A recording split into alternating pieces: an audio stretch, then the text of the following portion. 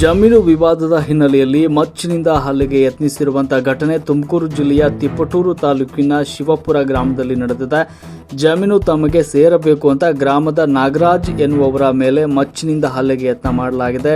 ಗ್ರಾಮದ ಹರೀಶ್ ಎನ್ನುವವನಿಂದ ಈ ಒಂದು ಹಲ್ಲೆ ಮಾಡಲಾಗಿದೆ.